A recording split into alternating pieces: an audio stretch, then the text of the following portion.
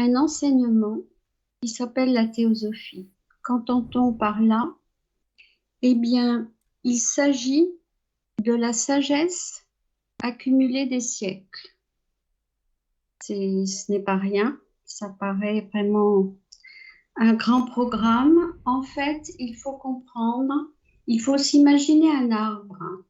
Eh bien, l'arbre a des racines et un tronc. La théosophie serait dans les racines et dans des réunions d'études à toutes les branches qui vont se dégager en de multiples rameaux qui semblent différents les uns des autres, mais qui viennent tous d'un tronc commun. C'est l'histoire de la sagesse primordiale, initiale, universelle, un enseignement, et de tout ce qui a poussé sur elle comme des branches, à savoir tous les systèmes de pensée et religieux que nous connaissons. En effet, il est important de retourner le plus possible vers l'origine, vers la cause des choses, et il en est de même pour la connaissance. Ainsi, le théosophe va s'appliquer à acquérir cette connaissance, mais pas seulement, car là, il s'agit de développer l'aspect tête de l'individu, mais il faut aussi développer l'aspect cœur qui correspond à une éthique universelle et à une compassion universelle aussi. Et enfin, le troisième volet de ce programme, c'est l'action et qui représente les mains. C'est par le développement de ces trois en harmonie que nous pourrons réaliser pleinement notre véritable nature qui est divine, nous l'avons compris. Alors, nous allons entendre ce soir qui sont les êtres, d'abord s'ils existent, même si nous connaissons un peu déjà la réponse, ces êtres qui sont les gardiens de cette sagesse universelle. Nous allons vous faire une lecture qui vient des Échos de l'Orient de Judge. C'est même le tout début, c'est la première page. Il existe en Inde une croyance répandue qui apparaît au mental occidental comme une très étrange superstition à propos de personnages merveilleux qui, à ce qu'on dit, auraient un âge immense et se tiendraient retirés du monde en des endroits inaccessibles aux voyageurs ordinaires. Cette tradition persiste depuis si longtemps là-bas que le nom donné à ces êtres est parfaitement connu en sanskrit. C'est le mot Mahatma, composé de Maha, grand, et Atma, âme. La croyance en l'existence de tels êtres n'est d'ailleurs pas limitée aux ignorants. Elle est partagée par les gens instruits de toutes les castes. Les classes inférieures considèrent les Mahatmas comme des sortes de dieux et font grand cas de leur pouvoir merveilleux et de leur âge avancé. Les pandits, c'est-à-dire la classe instruite, et les hindous cultivés en général, s'en font une autre idée. Ils disent que les Mahatmas sont des hommes ou des âmes possédant un savoir illimité concernant les lois naturelles, ainsi que l'histoire et le développement de l'homme. Ils prétendent aussi que les Mahatmas ou les Rishis, c'est-à-dire les voyants spirituels, comme ils les appellent parfois, ont conservé la connaissance de toutes les lois de la nature depuis des âges. Non seulement par la tradition qu'ils ont transmise parmi leurs disciples, mais aussi sous la forme d'archives réelles et de bibliothèques existant ici et là dans les nombreux temples et galeries creusés sous terre en Inde. Certains croyants affirment aussi qu'il y a des collections de livres et d'archives en certains lieux retirés, dans toute la partie du Tibet inconnue des Européens, et dont l'accès n'est possible qu'aux Mahatmas et aux adeptes. Donc, nous allons maintenant laisser la parole à notre ami qui va nous faire cette conférence sur l'existence ou non des maîtres spirituels. Amis, le thème de l'existence des maîtres est un thème intéressant parce qu'il va nous concerner tous.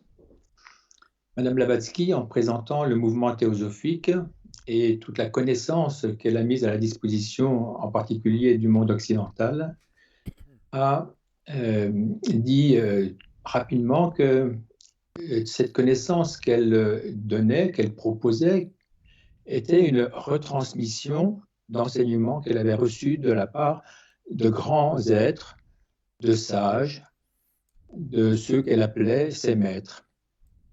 Alors, il n'a jamais été question dans le mouvement théosophique actuel de croire, d'adhérer à cette idée de l'existence de maîtres, mais on voit bien dans toute la logique et la cohérence de cet enseignement qu'il est difficile de séparer la connaissance et toute cette sagesse qui a été donnée de ceux qui l'ont découverte ou qui l'ont en tout cas transmise à l'humanité. C'est pourquoi, comme on l'a entendu dans la lecture, les maîtres sembleraient exister. Madame Blavatsky en parle et elle les a rencontrés. En tout cas, elle a rencontré des êtres qu'elle a toujours appelés ses maîtres. Alors, dans un article qui avait été édité de Madame Blavatsky, elle parle d'un âge d'or de l'humanité où cette connaissance qu'on pouvait appeler Vidya, ou Gupta Vidya peut-être, qui correspond à cette grande théosophie dans le sens profond, comme il a été évoqué avec ce symbole de l'arbre, qui plonge sa racine dans le divin, dans ce qui est au-delà de toute conception, et qui transmet à travers ses branches les différentes formes de sagesse et de connaissance. Cette gnose initiatique, cette grande sagesse primordiale, on pourrait dire, était connue et partagée par l'humanité qui vivait dans cet âge d'or. Et même si elle régnait universellement, au fur et à mesure que cette humanité a commencé à se développer, se diversifier, à faire apparaître des caractéristiques différentes selon les races, cette connaissance et les pouvoirs qu'elle pouvait donner sur la nature ont commencé à être utilisés et mal utilisés par l'humanité de l'époque. Parce que cette humanité qui était au départ hautement spirituelle, n'avait pas encore la soi-conscience, c'est-à-dire cette possibilité de faire des choix, et donc n'avait pas encore la responsabilité des actes qu'elle faisait. Mais elle vivait en harmonie avec les dieux, si on veut, avec toutes ces grandes entités spirituelles qui accompagnaient cette humanité. Et au fur et à mesure du temps que l'humanité s'est développée et s'est incarnée de plus en plus dans la matière, s'est tournée vers la vie et tout ce qu'elle lui proposait, cette humanité est devenue de plus en plus égoïste, ignorante, parce qu'elle perdait peu à peu le contact avec sa nature réelle.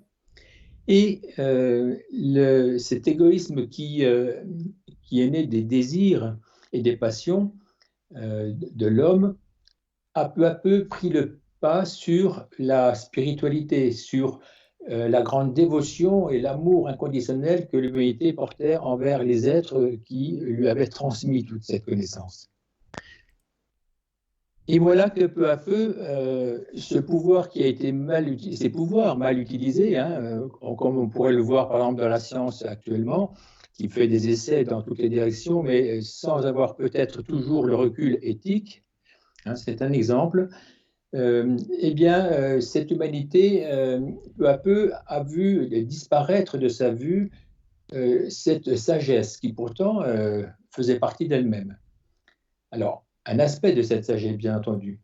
Et finalement, peu à peu, il a fallu mettre un voile de plus en plus épais sur cette connaissance que l'humanité utilisait mal et dont elle, finalement, elle générait hein, des violences, des tensions, etc. Ce qui veut dire que peu à peu, elle a été réservée à juste une sorte d'élite, un peu les gardiens de cette connaissance. Et avec le temps, peu à peu se sont instaurés ce qu'on pourrait appeler des mystères, c'est-à-dire euh, des, euh, des représentations métaphoriques, symboliques d'une connaissance profonde qui concerne l'origine de l'homme et aussi son devenir. Alors, de là naquit l'initiation, parce que seuls les détenteurs ou les gardiens de cette connaissance pouvaient la transmettre. Donc, et grâce à ces grands sages, ces initiés, eh bien, cette connaissance a toujours été présente dans l'humanité, selon les âges, selon les civilisations, selon les nations et selon leurs besoins. Alors, ça sous-entend là où ça même affirme tout à fait cette existence des maîtres. Alors, pourquoi, si les maîtres existent, pourquoi ne les connaît-on pas actuellement? Pourquoi est-ce que nous ne les voyons pas? Que font-ils donc? Est-ce qu'ils aident l'humanité ou est-ce qu'ils vivent de leur côté? Est-ce qu'ils font partie de l'humanité? Est-ce qu'ils vivent sur d'autres plans? Voilà des questions que nous nous posons parce que même avec tous les moyens actuels, nous avons conscience, enfin, ou connaissance de ce qu'on pourrait appeler des maîtres, hein, des gourous, ceux qui maîtrisent certaines techniques ou certains aspects de la vie et vers lesquels nous nous tournons. Mais les maîtres, dont on a eu une certaine définition tout à l'heure, représentent beaucoup plus que ce qu'on connaît d'eux. C'est à la fois facile à expliquer, mais en même temps très difficile à saisir réellement et à comprendre. Alors, ces maîtres, qui sont-ils? À toute époque, hein, on a entendu que dans le passé en particulier, quels que soient finalement les pays, en particulier en Asie peut-être, où il y a encore une grande confiance dans l'existence de ces êtres, eh bien, toutes les classes de la population orientale, on pourrait dire, adhèrent à cette idée de maître. Hein. C'est une idée qui est restée très très vivante en Orient, et Madame Blavatsky en a parlé abondamment, disant que les maîtres qu'elle connaissait habitaient là-bas, quelque part en Orient, bien qu'elle en ait rencontré finalement dans tous ses périples autour du monde, dans différents pays. Alors, ces maîtres, on l'a bien compris, ce sont des êtres qui sont plus élevés, plus avancés que nous, peut-être. On pourrait dire plus élevés d'un certain point de vue. Ce sont des grandes âmes. Alors, qu'est-ce que c'est que cette âme? C'est notre foyer vraiment spirituel, hein, hautement divin dans sa racine, dans sa nature, comme on l'a vu dans l'enfance de l'humanité. Eh bien, tous les êtres étaient hautement spirituels parce qu'ils n'étaient pas encore impliqués dans cette matière. Et cette spiritualité, elle a gardé quelque chose. Elle est restée en nous, profondément ancrée, et elle fait partie de notre être. Les maîtres représentent l'expression aboutie, parfaite de cette entité spirituelle, de ce foyer qui est en nous, mais qui n'est pas développé, et bien entendu, comme chez eux. Alors, ces maîtres le mot maître, on pourrait dire, vient d'un terme qui a donné, enfin, donc c'est magistère, hein, qui a donné magistrat, c'est celui qui enseigne, c'est celui qui sait. Et le maître, il a acquis toute la connaissance des différents plans de la vie, en particulier en ce qui concerne l'humanité, l'homme. Et c'est en cela que ça nous intéresse, hein, de savoir si ces maîtres existent véritablement. Parce que le maître a développé par ses efforts la capacité à se projeter ou aller sur les différents plans de la vie. Nous avons l'habitude de voir la vie sous son aspect physique ou même psychique, émotionnel. Mais il y a bien d'autres plans, hein. Madame Blavatsky parlait d'une nature septuple dans la vie. On pourrait aller encore plus loin et développer vraiment cet aspect. Mais les maîtres connaissent vraiment la nature intime de toute chose et la nature ultime aussi de toute chose. Donc ils en connaissent à la fois l'origine, mais aussi les capacités. Ils perçoivent cette vie qui est la vie spirituelle, hein, la vie qui est à l'œuvre, qui est ce grand mouvement d'involution, c'est-à-dire descendre de l'esprit dans la matière, puis d'évolution, le retour de l'esprit dans la matière, de la conscience, hein, vers sa source, avec toute l'expérience acquise et accumulée pendant tous les âges.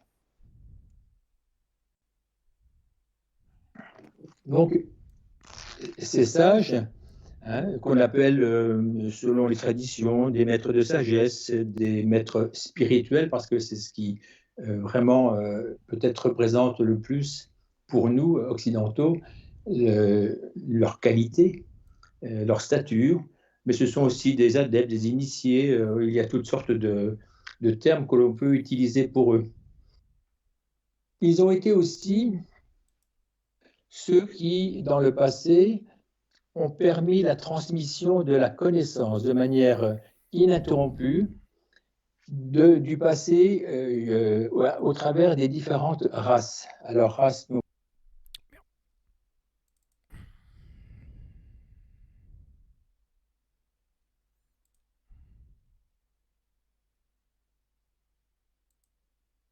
nous dit Mme Blavatsky dans la doctrine secrète, ceux qui participent à notre humanité actuelle sont ceux qui ont été finalement les rescapés du passé après des grands changements sur la Terre et qui ont passé des âges et des âges à étudier, comparer le fruit de leurs études, leurs expériences, jusqu'à ne conserver que ce qui était considéré comme étant la même, une valeur identique, comme reconnue par tous. Et donc, pendant des âges, ils ont dû réapprendre les nouvelles conditions de vie, tout en conservant et en cachant, quand c'était nécessaire, toute cette connaissance du passé. Donc, il y a une longue lignée d'êtres qui ont conservé, qui ont transmis de génération en génération toutes les connaissances concernant l'homme, la vie et l'évolution de tous les êtres. Alors, est-ce que ces maîtres pourraient exister actuellement? Est-ce que Mme Blavatsky a eu la chance d'en connaître? Est-ce que c'était vraiment des maîtres? Alors, c'est toujours difficile de savoir qui est vraiment un maître ou pas. Pourquoi ces maîtres, s'ils existent, n'apparaissent-ils pas sur la scène terrestre? Est-ce qu'ils font quelque chose pour l'humanité? Est-ce qu'ils travaillent à leur propre progrès ou à leur propre libération d'une certaine manière? Que font-ils finalement? Et qui sont-ils? Alors, on comprend que ces êtres qui ont développé une connaissance et une maîtrise à la fois sur le plan physique, psychique, et spirituel, c'est-à-dire sur les plans de l'énergie à travers toutes ces formes, ces êtres ne peuvent pas se montrer sur la scène publique, sur la scène terrestre, continuellement. On a bien compris que selon les époques, lorsque l'humanité est trop violente ou trop dans l'obscurité, on pourrait dire, eh bien, ces maîtres conservent dans des sociétés secrètes, par le biais d'initiation de mystères, cette connaissance pour qu'elle soit continuellement présente, mais seulement dans quelques personnes de l'humanité. Hein, on a besoin de la conserver, mais pas de la montrer et de la donner à tous, parce qu'elle ne serait pas comprise.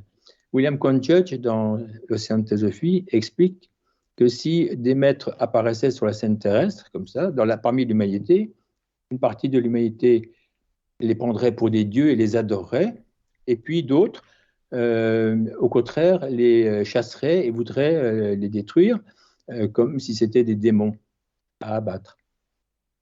Et actuellement, avec tous les réseaux sociaux, on imagine bien qu'il y aurait des tensions de toutes sortes si certains se prétendaient être des maîtres et apparaissaient sur la scène terrestre. Parce que c'est finalement quelque chose qu'on comprend mal, surtout peut-être chez nous en Occident, où l'homme n'est pas aussi mystique peut-être qu'en Orient. Et ça, c'était justement l'objet de l'apparition de la théosophie à l'époque moderne, grâce à Mme Blavatsky et à William Conn Judge. La réconciliation de l'Orient et de l'Occident avec l'apport mystique de cet Orient vers un monde occidental très matérialiste et qui avait besoin de retrouver ses racines profondes de tout ce qui concernait sa vie intérieure. Dans le passé, on peut toujours donner toutes sortes de noms. On ne sait pas si finalement ceux qui ont été des grands instructeurs du passé ont été des véritables maîtres. On peut les reconnaître à leurs actions, à leurs enseignements, et aussi à ce que ça a peut-être généré derrière eux. Lorsqu'on parle de Bouddha, de Confucius, de Krishna, de Jésus, on voit bien qu'ils ont apporté une connaissance. Certains sont historiques parce qu'on en connaît l'histoire, il y a des témoignages, peut-être que pour d'autres, on n'en a pas les témoignages. On a plutôt des écrits par la suite qui indiquent qu'il y a eu des êtres d'une grande stature qui ont donné leur vie, qui ont partagé quelque chose avec l'humanité. Et donc, il y a comme ça des êtres qui jalonnent cette histoire de l'humanité, à la fois dans la philosophie, dans des religions, dans l'histoire humaine à travers peut-être, par exemple, les grands rois de l'Égypte qui étaient aussi des rois initiés. Mais ça peut être aussi des mystiques qui ont marqué leur époque. Plus près de nous, on pourrait penser à Jacob Böhm, qui était quelqu'un de peu érudit et peu éduqué, mais pourtant qui était un très grand mystique et qui a côtoyé les plus grands de son époque parce qu'il avait en lui une nature tellement puissante et tellement inspirée, lumineuse, qu'il a pu partager et aider certains personnages de son époque.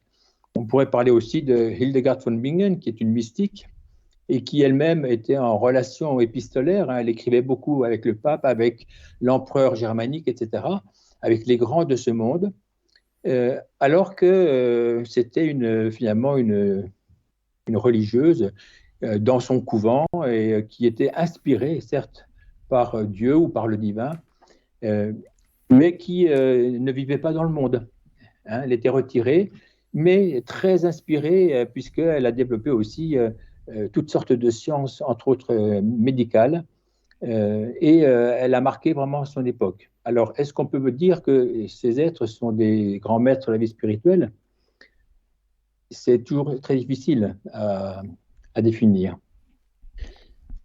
Donc, si ces êtres eux-mêmes ne témoignent pas de ce qu'ils sont, eh bien, ce sont soit les témoins de leur époque, soit ceux qui les ont accompagnés ou qui ont été leurs messagers, qui ont pu apporter des éléments prouvant qu'ils étaient des maîtres ou expliquant en tout cas leur rôle et leur importance.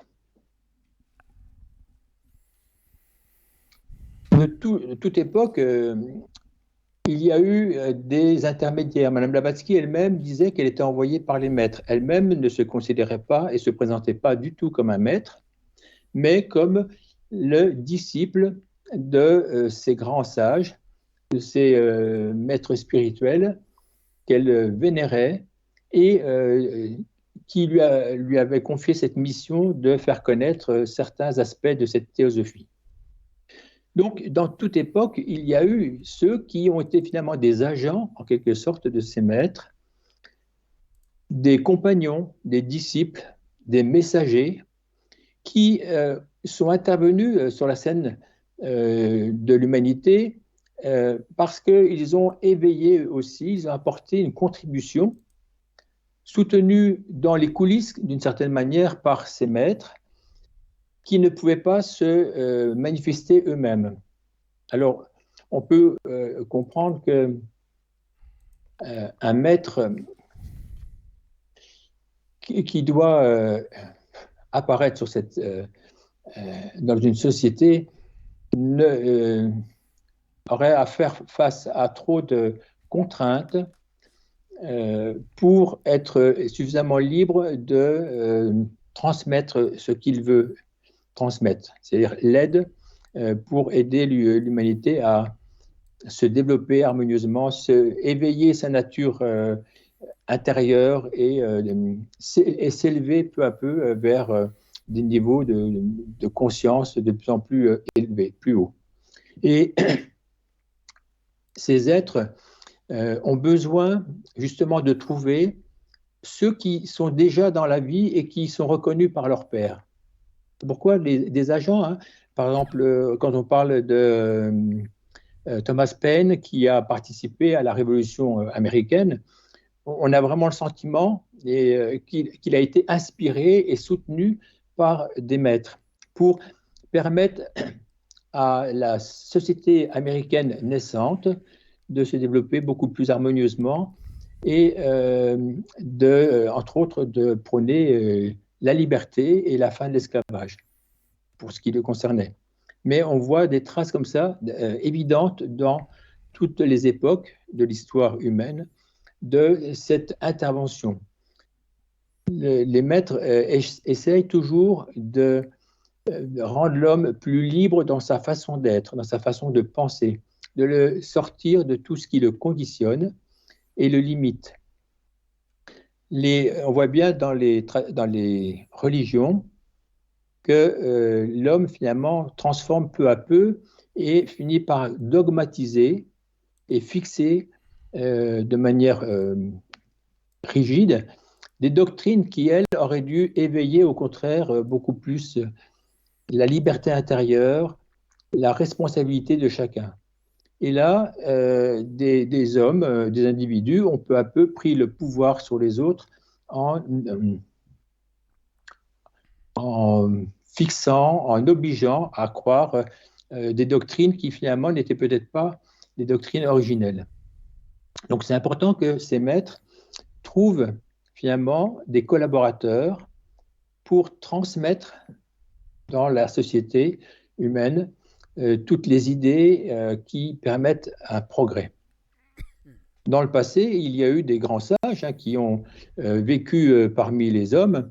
Par exemple, si on parle de Confucius, il a beaucoup participé à apporter une éthique et une philosophie dans la Chine de son époque donc c'était l'époque de Bouddha, à peu près 5 siècles avant Jésus-Christ, avec l'idée aussi d'une plus grande fraternité, d'un meilleur amour et respect pour la vie, comme Bouddha aussi. Et ce Bouddha, hein, qui est finalement un être de très haute stature, a montré par sa vie, qui, en étant courte, a été en même temps très forte, très puissante dans son évolution, dans son progrès et dans l'aboutissement, grâce à cette communion avec le divin et la compréhension de toutes les choses.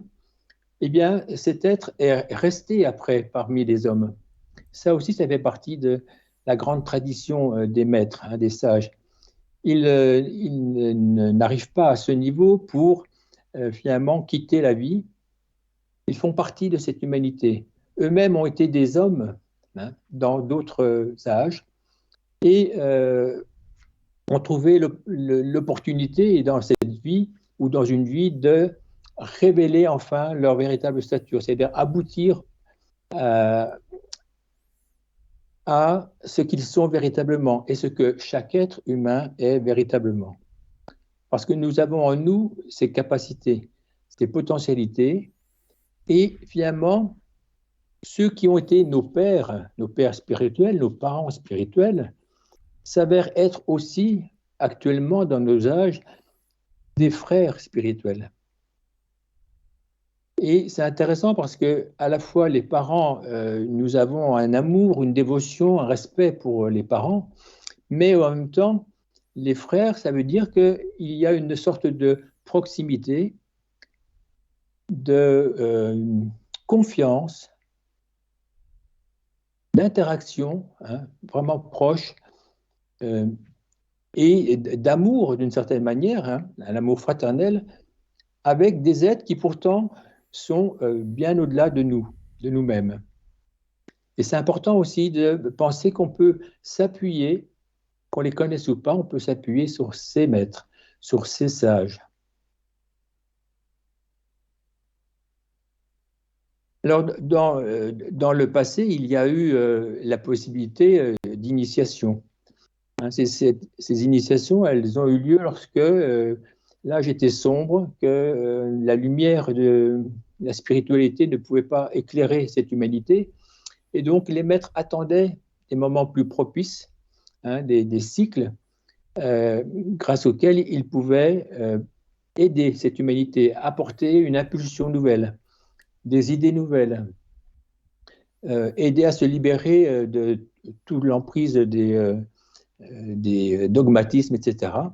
Et ils ont conservé, toujours présent, à notre portée et peut-être de manière invisible par moment, la représentation de toute cette connaissance. On nous a dit tout à l'heure dans la lecture que ces maîtres conservaient la connaissance parfois dans des souterrains, hein, sous des formes diverses, peut-être des écrits, etc., dans des lieux très cachés. En même temps, ils ont aussi laissé pour nous des symboles, des glyphes, c'est-à-dire des représentations qui vont parler de l'univers, c'est-à-dire ne vont pas s'arrêter à juste ce que nous sommes, nous, petits êtres humains, mais aussi d'où nous venons, quelle est la source vraiment ultime de tout cet univers, de toute cette manifestation, et nous permettre, à travers des symboles, de comprendre toute la mise en place et la construction de cet univers.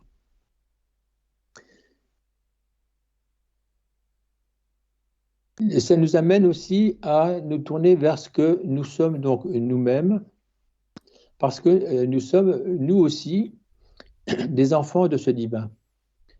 Nous sommes finalement des rayons, hein, qui sont issus du même pôle, du même foyer, et qui avons aussi la capacité à développer toutes les qualités inhérentes à ce divin. On rappelle que finalement, le maître est le canal, hein, le canal entre nous-mêmes ou l'intermédiaire et notre source, notre grande source spirituelle. Mais c'est parfois l'intermédiaire extérieur, parce que nous avons en nous aussi ce maître intérieur.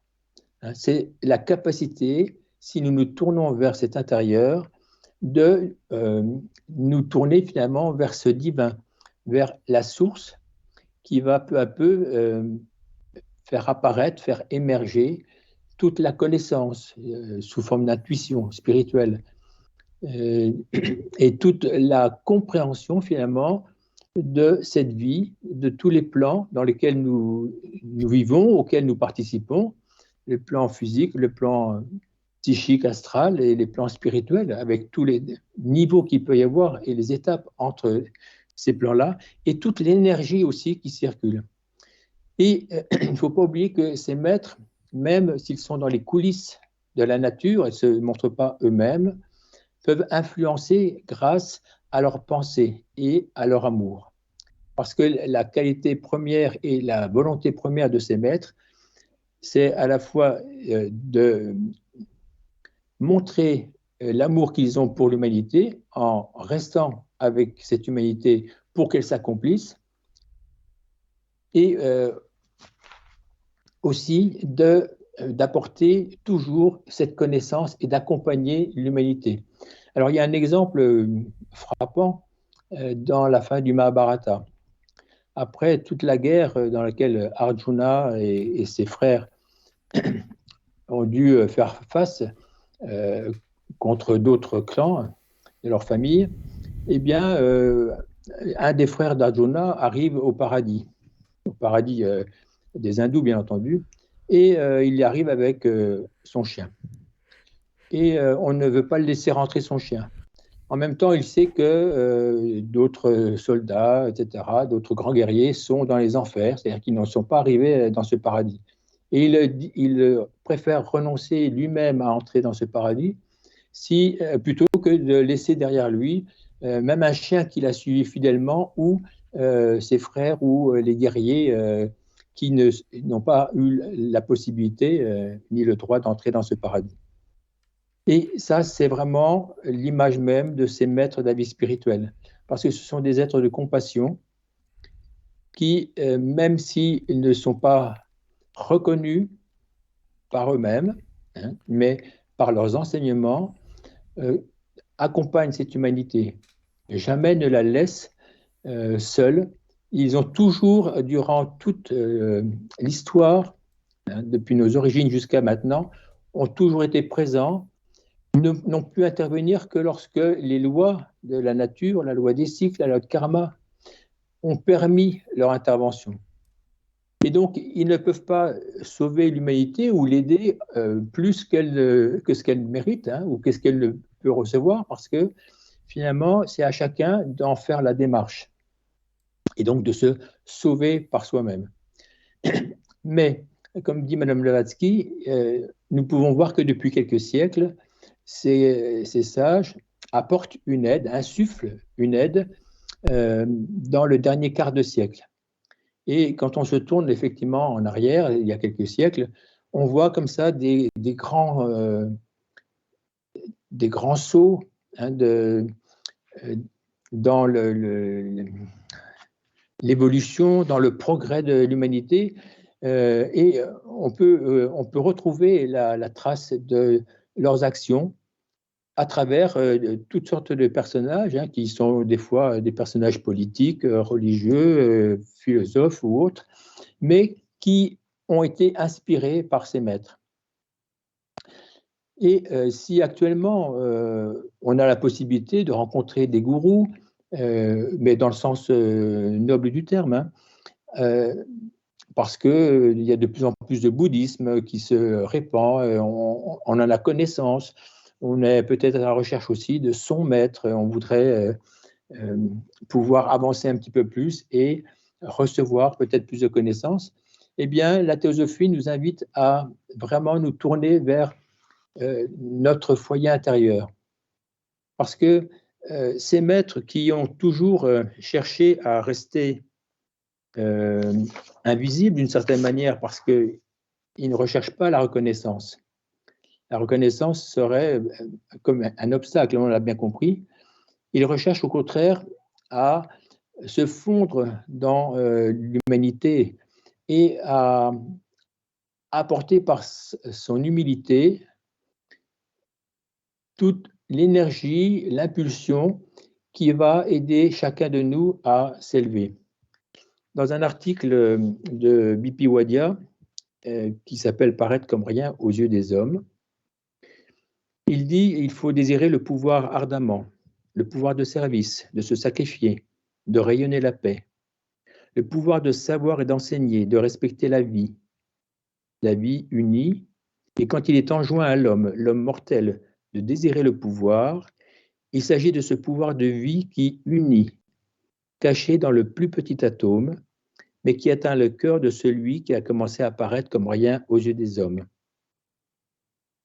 Eh bien, c'est vraiment l'image même que peut donner le maître,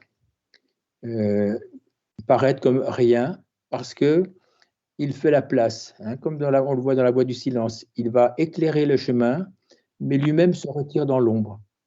Et il revient à chacun de nous de trouver en lui-même le maître et toute la puissance de ce maître pour le faire rayonner et rayonner au bénéfice des autres. Merci.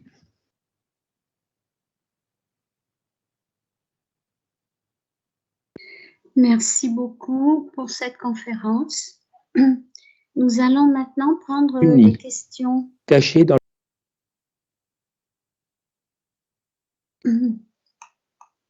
Oui, une main levée. Oui, allez-y. Oui, j'avais une question. Oui. Comment comprendre la hiérarchie des maîtres, leurs diverses initiations et pourquoi ont-ils certaines missions spécifiques? Comment comprendre tout cela?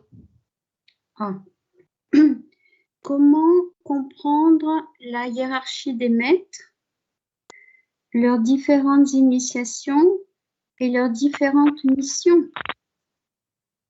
C'est bien ça? C'est ça, c'est ça. Oui.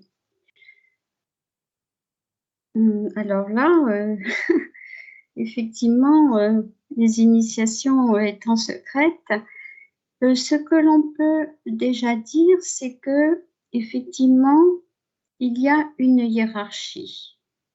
La hiérarchie, elle existe de toute façon dans la nature. Ça n'est pas avec une connotation c'est bien, c'est pas bien, ils sont inférieurs, ils sont supérieurs. C'est simplement une hiérarchie dans le développement de cette évolution. Alors, tout est soumis à des hiérarchies suivant le degré de développement de chacun. Il est évident que les maîtres, qui est un concept vraiment générique, s'applique aussi à différentes catégories, si on peut dire, de maîtres. Alors, différentes initiations, nous ne pourrons pas répondre parce que l'initiation, c'est un domaine secret et qui est réservé à celui qui va la subir. Ce sont des épreuves qui mettent toutes les qualités intérieures de l'individu à l'épreuve justement pour voir quelle est sa stature, s'il a acquis le développement nécessaire pour atteindre un nouveau degré de développement intérieur. Les différentes missions, on peut peut-être le comprendre plus facilement. Il y en a tellement, il y a tellement de domaines où il faut travailler qu'il est évident que une personne ne va pas pouvoir se charger de 36 missions. Il y a aussi une hiérarchie dans les missions, nous semble-t-il, et chacun a un domaine d'action qui lui est spécifique, il va la subir. Et de même pour leurs agents, parce que là, nous parlons par exemple des disciples dans le monde de la connaissance théosophique et de tout ce qu'on nous a enseigné à leur sujet dans les écrits du 19e siècle. Mais des disciples, il y en a toujours eu à travers les siècles. Et comme on nous l'a dit, suivant les époques, on travaille à d'autres niveaux. C'est plus caché, c'est plus révélé. Il y a des tas de domaines. C'est aussi ce qu'on a voulu dire schématiquement lorsqu'on a parlé des 3 grands domaines de développement de l'être. Il y a la tête, le cœur et les mains. Alors, il peut y avoir des spécialisations pour un temps, mais en fin de compte, après, il faudra réunir tous les domaines. Au point de vue d'activité, il nous semble que on peut bien comprendre que pour un travail efficace, chacun aura pour le moment une mission définie.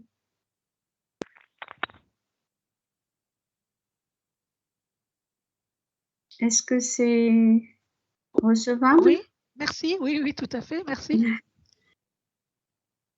Une autre question? Oui. Allez-y. Oui.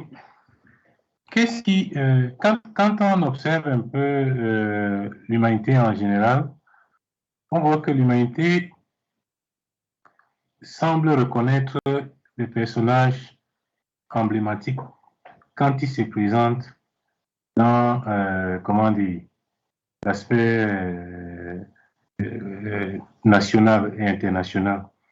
Mais on a aussi d'autre part l'impression que l'humanité ne sait pas reconnaître ceux qui travaillent pour elle. À quoi est-ce que cela est dû? Oui. Alors, on a l'impression que l'humanité reconnaît davantage des figures emblématiques au niveau national ou international et qu'elle ne reconnaîtrait pas les individus, les personnes qui travaillent à un autre niveau. Non, c'est pas exactement le sens.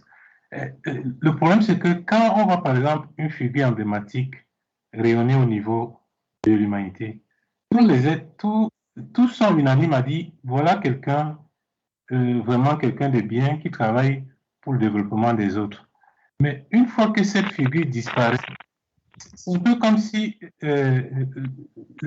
on n'a plus de discernement pour pouvoir reconnaître comment retrouver ce genre de personnes, quoi. C'est un peu ça. C'est un peu ça la question. Je ne sais pas si je me fais un peu comprendre. Quand la figure emblématique... Si vous voulez, je vais parler. Quand la figure emblématique reconnue disparaît, hein, oui. Ça j'ai bien compris, mais alors après, comment fait-on pour reconnaître? Exactement. Reconnaître Exactement. Qui? Exactement. Comment reconnaître? C'est-à-dire que même quand quelqu'un ne joue pas un rôle d'avant-garde, comment reconnaître, même dans ceux qui sont dans l'anonymat, ceux qui... oui, d'accord. Oui, c'est ça. On a l'impression, si vous voulez, que l'humanité sait reconnaître quelqu'un quand on la présente, mais elle ne sait pas rechercher cette personne quand elle est dans l'anonymat. Oui, d'accord, j'ai bien compris. Oui. Pourquoi l'humanité reconnaît si facilement des personnes qui sont emblématiques et qu'elle ne va pas reconnaître des personnes qui sont dans l'anonymat? Oui, bien sûr. Déjà, le fait d'être dans l'anonymat, c'est ne pas se mettre en avant sur la scène du monde. On a besoin des deux parce que les grandes figures que l'humanité reconnaît et admire et prennent comme exemple. Bon, on ne veut pas donner des exemples qui pourraient paraître partiaux, mais ça peut être des meneurs d'hommes qui travaillent dans le sens de la liberté, qui sont très honorés. Ça peut être des grands écrivains, des grands philosophes, des gens qui sont connus et qui font l'admiration. Alors, on ne reconnaît pas ceux qui sont dans l'anonymat, déjà parce qu'ils sont anonymes et que apparemment ils n'ont pas le désir, et ça ne fait pas partie de leur fonction, d'être connus. Si on dit que les maîtres dont on nous a parlé, qui forment une loge, une grande loge universelle, une loge occulte. Ça veut dire, par définition, qu'ils ne vont pas se mettre en avant, mais qu'ils travaillent dans les coulisses, parce que c'est beaucoup plus efficace. Ils n'ont pas, disons, affaire avec ce dont on a parlé tout à l'heure, soit une adulation, soit un rejet, même si certaines personnes font l'unanimité.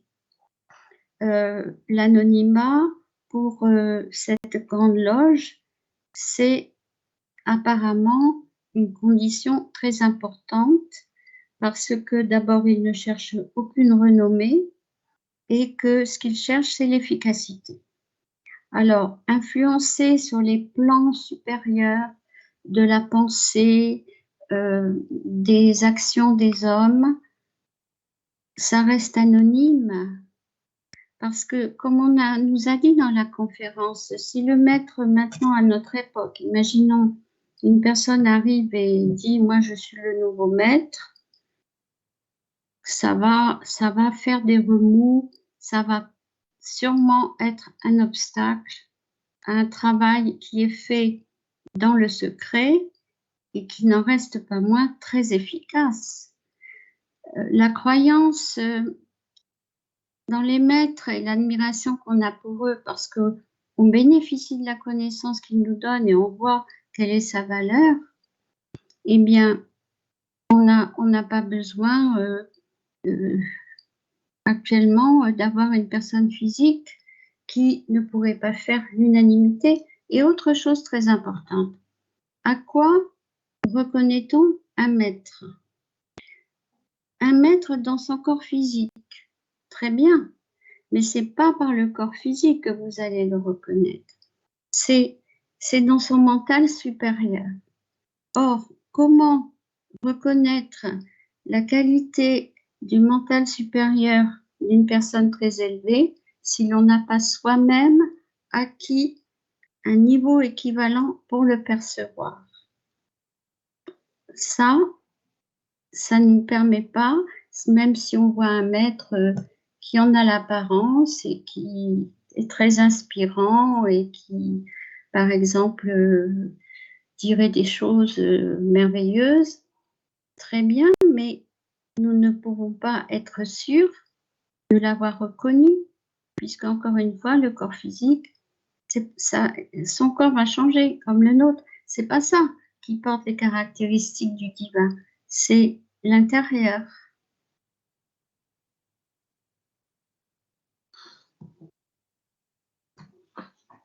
Vous voyez pourquoi les maîtres ne se font connaître qu'à ceux qui sont dignes et qui peuvent les reconnaître en plus.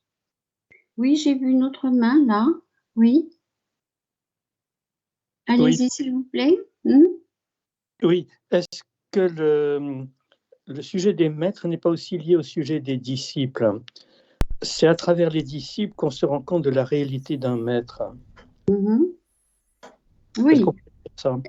Est-ce que le sujet des maîtres n'est pas lié au sujet des disciples? C'est par les disciples qu'on peut se faire une idée des maîtres. Oui, bien sûr, bien sûr. Madame Blavatsky, c'est ce qu'elle a fait, parce qu'elle disait qu'elle était un Sheila de maître.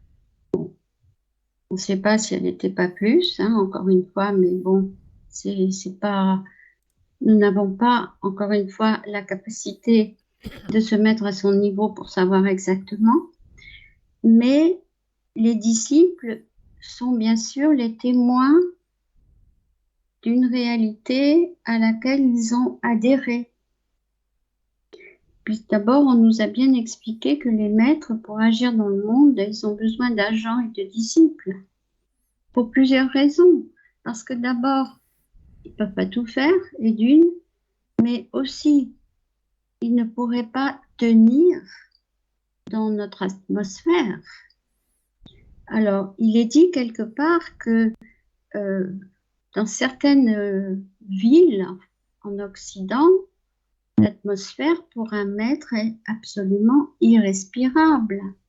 Il ne peut pas même y venir physiquement. Il a besoin d'intermédiaires, on nous l'a dit aussi dans la conférence, qui sont dans cette vie, qui sont bien imprégnés de ce qu'il y a, comment dire, ils ont l'habitude, ils peuvent faire l'intermédiaire parce qu'ils se sont engagés à servir un maître et à accomplir, disons, une mission ou eux-mêmes à développer le processus dont on a parlé qui va le conduire à cet état.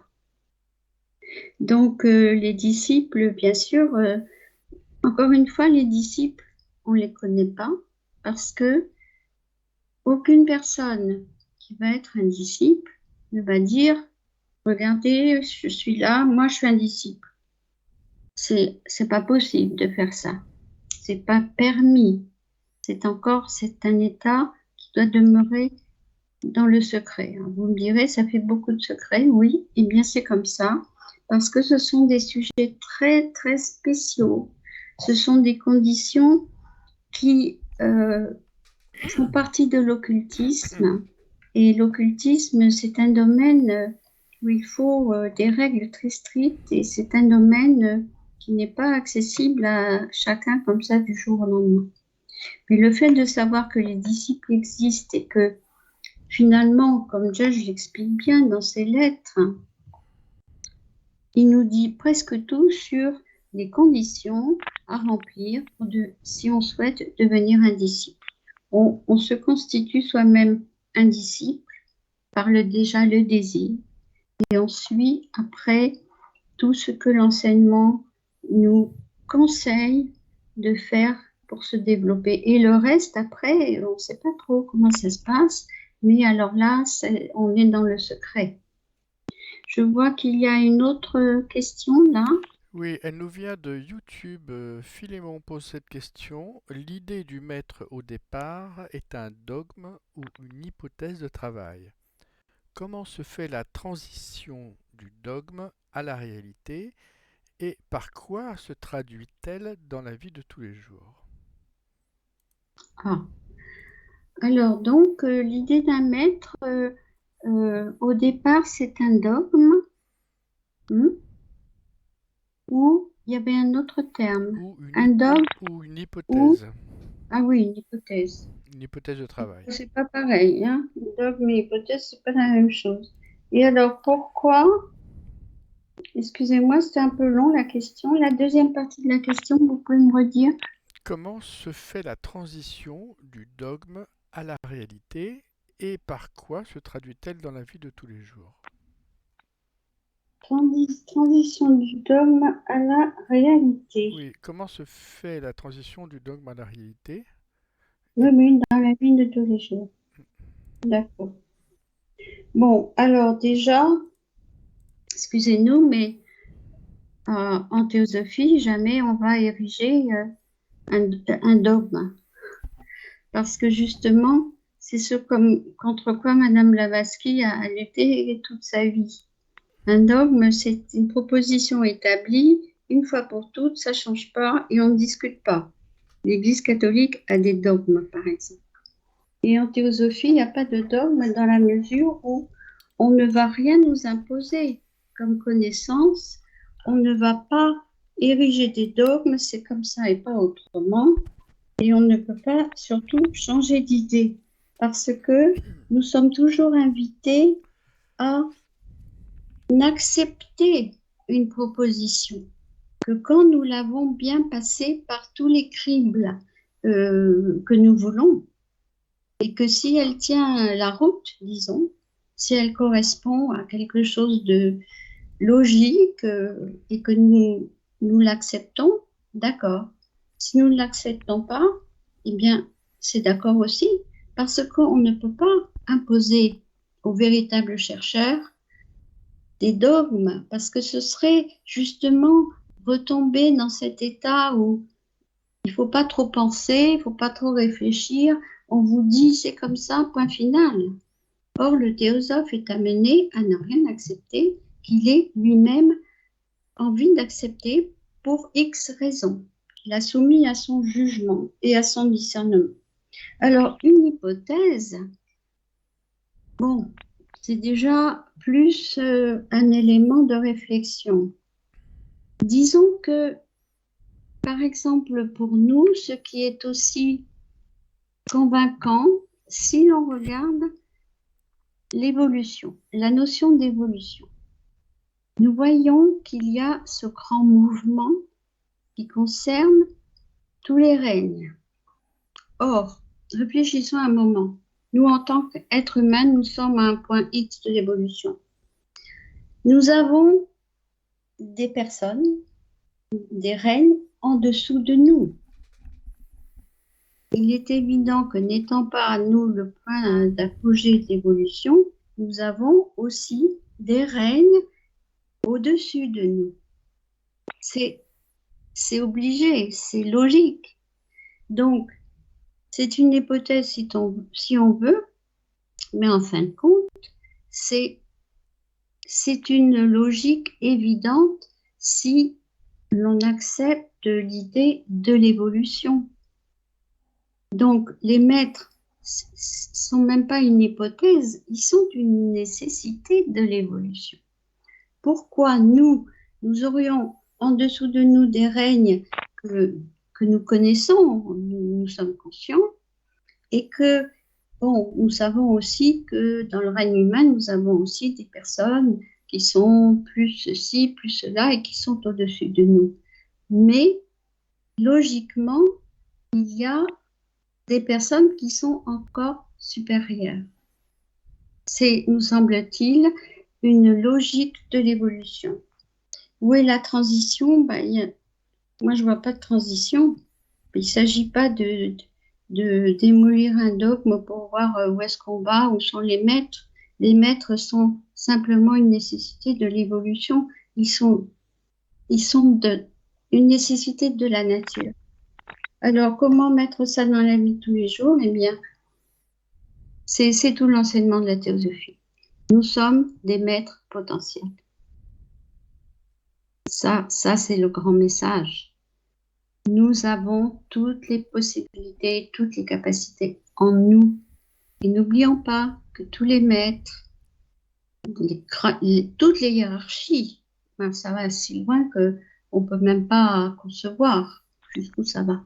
Et bien que tous les maîtres ont été un jour un homme. C'est le passage obligatoire. Donc, au point où nous sommes, ce point très important, il faut que nous prenions conscience que c'est maintenant, c'est à ce point où nous avons un rayonnement total de toutes nos capacités et la soi-conscience, une certaine soi-connaissance aussi, que nous donne l'enseignement, que nous allons pouvoir ambitionner d'être un jour un maître. C'est notre programme, de toute façon. Hein. Je vois qu'il y a aussi une autre main levée, là. S'il vous plaît. Oui, je viens de lever la main. En fait, j'avais une question. Oui. Au début de la conférence, vous parliez qu'auparavant, il y avait des êtres qui étaient beaucoup plus élevés que maintenant et que petit à petit, on est tombé dans l'égoïsme. Mais en fait, la théosophie, elle stipule que l'humanité, elle évolue, elle s'améliore en fait. Donc comment ça se fait qu'avant on était plus éveillé et après on l'est moins, et maintenant on s'éveille progressivement. Est-ce que c'était programmé dans l'évolution de l'humanité et dans la croissance de l'humanité ou pas? Ça, c'est la première question. Et la seconde question, c'est donc la société entre guillemets secrète où il y a les initiés qui sont formés par les maîtres. Je caricature un peu. C'est la Grande Loge Blanche, de ce que j'ai compris. Et est-ce qu'il y a des lieux de cette Grande Loge Blanche qui peuvent se trouver en France, par exemple, ou dans d'autres pays? Mais je conçois effectivement que ça doit rester discret, bien entendu. Oui. Alors, deux questions assez différentes. La première concerne effectivement ce que notre ami a expliqué au début de sa conférence, comme quoi il y a eu ce que l'on appelle un âge d'or, où là, il y avait un état, disons, de félicité. C'est l'époque, on dit, où les dieux marchaient parmi nous et où âge d'or, c'était un âge, disons, d'innocence et un genre d'âge de félicité. Mais si il nous semble, parce que là, c'est assez difficile avec les différents âges, le mouvement de l'évolution de la manifestation qui va de la descente de l'esprit vers la matière, arriver à un point où nous sommes d'ailleurs, où il faudra remonter de la matière profonde à l'esprit, il y a effectivement plusieurs âges qui gouvernent ce processus et l'âge d'or aurait à faire, nous semble-t-il, plus avec la période du développement des instruments physiques. C'est-à-dire que là, comme on nous l'a dit tout à l'heure, il n'y avait pas encore la soi-conscience pour prendre une pleine responsabilité de ce que nous allons faire. Donc, il y a eu effectivement dans ces âges et ces cycles on pourrait dire presque des tâtonnements, dans quel sens aller, etc. Parce qu'il a fallu d'abord développer les instruments physiques, psychiques. Donc, le reste, c'était pas encore bien contrôlé par l'individu intérieur. Il nous semble que ça réfère à ça. En ce qui concerne la deuxième partie, c'est effectivement intéressant parce qu'on aimerait bien savoir où elle est cette loge. Mais justement, cette grande loge, loge universelle, cette grande loge occulte, elle n'a pas d'adresse. Elle est universelle. Elle est partout et nulle part. Elle n'a pas de constitution, elle n'a pas de chef. Et voilà. Disons que c'est une communauté de grandes âmes qui sont pour tout le monde, pour le monde entier. C'est-à-dire que elles comprennent des personnes aussi qui viennent de différentes races, de différentes cultures, parce que aussi elles les ont surmontées et que elles ont développé les pouvoirs qui leur permettent de communiquer directement entre eux. Ils ont développé des pouvoirs qui leur permettent de développer directement d'âme à âme, pour simplifier. Donc, ce qu'il y en a en France, normalement, il peut y en avoir partout. Partout où il y a des individus qui s'intéressent à la vie spirituelle, au véritable enseignement spirituel, les maîtres sont là pour épauler, pour guider, pour illuminer le mental. Donc, en fait, on n'a pas besoin d'avoir une adresse parce que on peut les contacter par l'intérieur. Encore une fois, quand nous aurons atteint un certain niveau, eh bien, nous pourrons en savoir plus. Nous pourrons reconnaître certaines personnes parmi nous qui sont plus avancées. Et nous pourrons après reconnaître, et peut-être, si nous avons bien tout réussi, faire partie de cette grande loge universelle. C'est le but aussi. Une suggestion. Oui. Il nous semble que le service de l'humanité est une des conditions que les maîtres ont mis en avant, bien entendu en complément de la transformation intérieure et l'éthique, donc pour devenir plus apte et être un disciple potentiel, mais probablement cette générosité non sectaire pour l'ensemble de l'humanité fait partie peut-être des devoirs que l'on devrait s'imposer si on veut être reconnu par les maîtres. Et encore une fois, ce n'est pas le motif. La reconnaissance, elle vient naturellement si on a confiance en karma. Il nous semble que ça fait partie des méthodes de travail des maîtres aussi. Oui. Alors, le service de l'humanité fait partie, oui, bien sûr, du désir d'être en contact avec ses maîtres, même de travailler pour ses maîtres. Oui, bien sûr. Disons que quand on parle de cette grande loge qui est là pour aider à l'illumination, justement au service de l'humanité, les maîtres sont là que pour aider l'humanité. Alors, il est évident que la notion de disciple, ça c'est encore un autre sujet, mais c'est bien d'en parler maintenant. Pourquoi le disciple veut se mettre en contact avec un maître et travailler pour lui, pour une mission? Alors, il est évident, ça n'a pas été développé, mais il faut savoir que ce sont des missions qui ne visent pas le disciple tout seul, parce que ça, c'est à chacun à faire le travail, mais la mission a une envergure beaucoup plus large, puisqu'il s'agit d'aider l'humanité, d'aider les maîtres qui aident l'humanité. Donc, le disciple, on a dit tout à l'heure que Judge avait vraiment donné toutes les conditions pour remplir, disons, le contrat de départ. Alors, on peut relire beaucoup de choses à ce sujet dans les lettres qui m'ont aidé. Mais il insiste bien sur le fait que le maître ne va pas s'intéresser à quelqu'un qui n'a pas cette lumière allumée chez lui, qui n'a pas ce désir d'aider son prochain et d'aider tous les autres. Parce que ça reste un désir égoïste de vouloir progresser, d'avoir un statut spécial et d'être en liaison avec les maîtres. Aucun intérêt.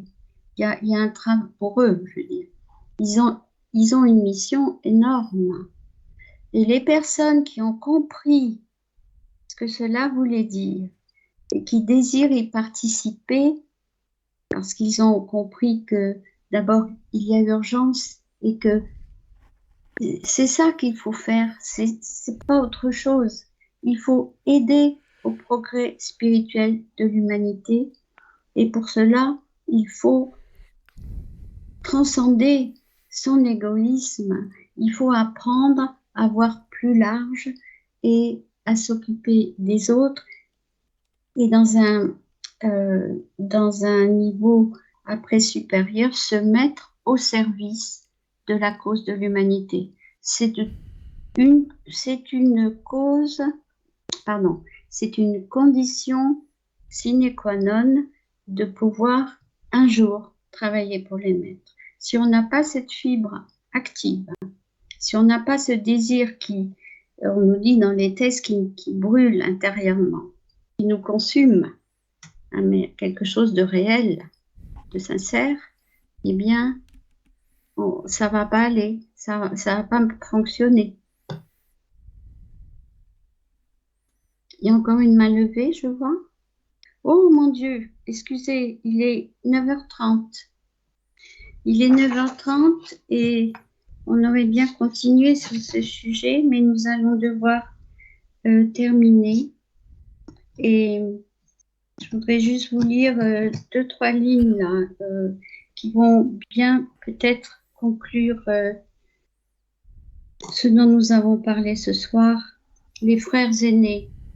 Ils cherchent à inspirer les âmes humaines et à les éveiller à une reconnaissance de leur propre dignité et de leur propre divinité. Pour accomplir ce but, ils gardent toujours allumée la lumière de la sagesse dans le monde. La lumière allumée de la sagesse. Toujours là pour nous. On ne nous laisse pas dans le noir. Jamais. Amis, la semaine prochaine, nous aurons une conférence sur le sujet les fondements de la fraternité universelle. Voilà, à bientôt. Au revoir. Merci.